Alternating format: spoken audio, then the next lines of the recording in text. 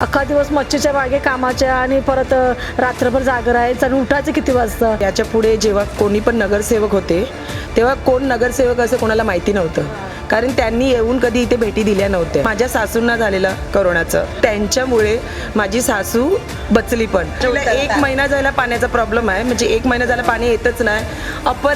रात्री 12 वाजेपर्यंत ते इथे असतात. शिवाय शक्तीशिवाय आम्हाला कोणाचीच नाही मदत. मावशे नमस्ते, मामा नमस्ते, कशा आहात तुम्ही? बरे आहात काय? आम्ही बरे आहोत.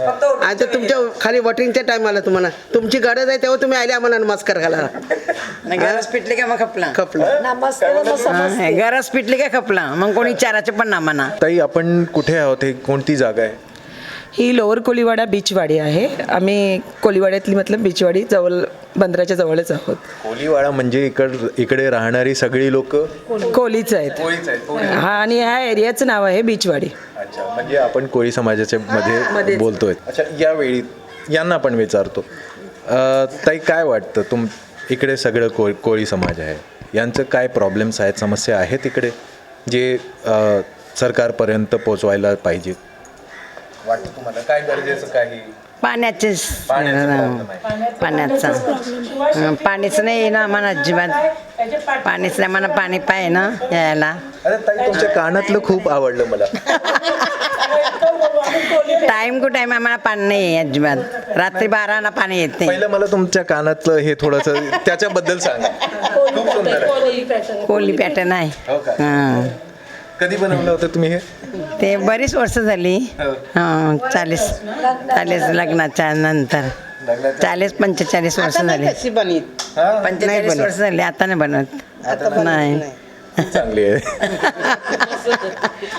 आम्ही बोलतो शाईला सांगून येतात, शांड्रा फोन कर शिवा शेट्टीला, पाणी नाही आहे. मग ती फोन करते, मग तो आयलाच पाहिजे, ते ठेपलाच पाहिजे शिवा शेट्टी. हा, येते तो येते इथे. भेटतो शांड्रा शिवा शेट्टीला फोन करते. असं तुम्ही बोलतायत शिवा शेट्टींबद्दल, तुम्ही बोलतायत, त्यांनी इकडे काय कामं केलीत? लोकांना काही मदत केली आहे? केलेली आहे, भरपूर मदत केलेली आहे त्यांनी.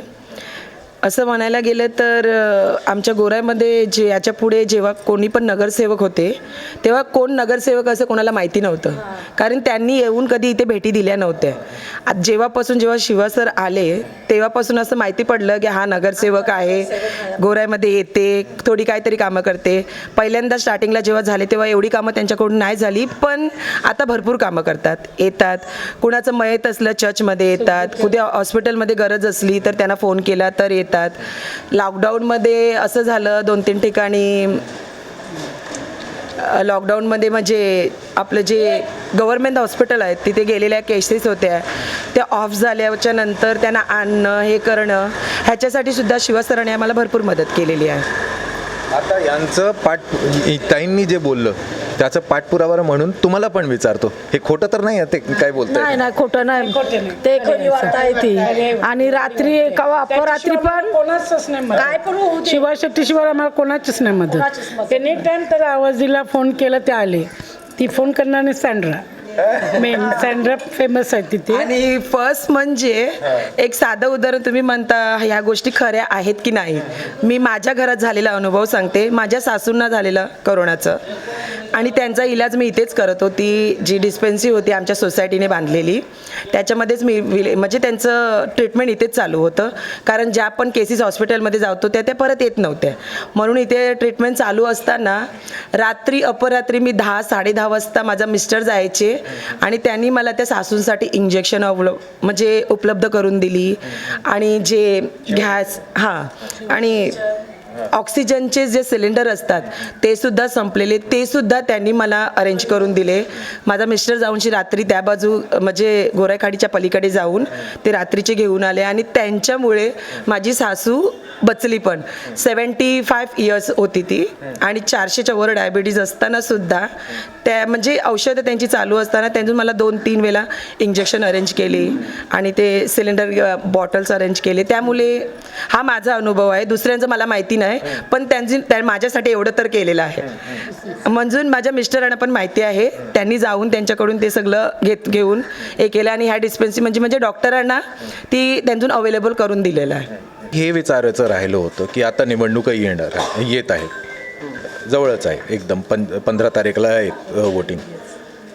इकडे तुम्हाला काय वाटतं, कोण असे उमेदवार आहेत जे तुम्हाला मदत करू शकतात आणि जे जिंकून येणार? मला तर वाटते शिवसरांचे एवढं कोणीच नाही मला मदत करत. तोच आम्हाला येत, तोच दुसरा मदत कोणीच करतो. नाही येत. हां, आवरातून येता आहे पण तो अख्खे गावाला फिरते. हां, तोच येणार, तोच आम्हाला मदत फोनाने करते. तो ठेपला गावात आमच्या. एक फोन गेला का तो आलाच गावात आमच्या. म्हणजे आम्हाला मदतीला तो पुढे धावून काय पण झालं तर- एवढे नेते आले ना ते कोण काय पण झालं ना, एक फोन केला तरी लगेच येतो. हा.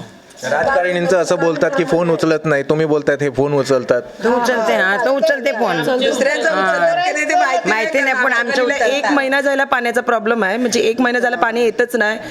रात्री 12 वाजेपर्यंत ते इथे असतात.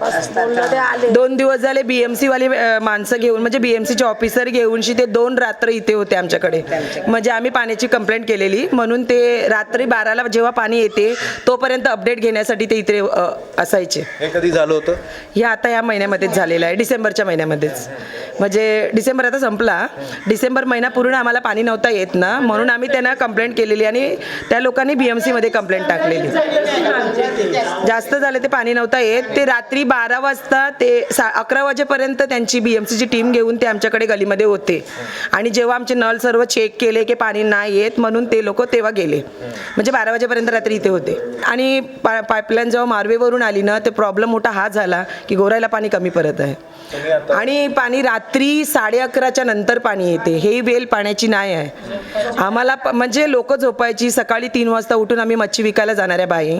मग आम्हाला 11, 11:30, 12 वाजेपर्यंत जर आम्ही जागे राहणार आणि पाणी भरणार ते मग झोपणार कधी आणि उठून मच्छी विकायला जाणार कधी असं होते. तर आम्हाला जी पाण्याची वेलसुद्धा आहे ती येते आणि म्हणजे सगळ्यापर्यंत नाही पोचत पाणी, पण कुठे कुठे येते तेपर्यंत 11:30 वाजेपर्यंत पाणी येते. ती वेल पण आम्हाला चेंज झाली पाहिजे. 7 वाजेपर्यंत पाहिजे ना आम्हाला पाण्याची वेळ. 8 वाजेपर्यंत तरी 8 वाजेपर्यंत तरी पाहिजे ना आम्हाला. मच्छी आली की अख्खा दिवस आम्ही थकलेल्या बाई आहे. अख्खा दिवस मच्छीच्या मागे कामाच्या आणि परत रात्रभर जागर राहायचं आणि उठायचं किती वाजता. मालाडला जायला आम्हाला भाईंदरला जायला 2 वाजता उठायचं होते. तुम्ही काय बोलत होता ताई? म्हणून बोलायला वाचलं. बोला 2 शब्द बोल.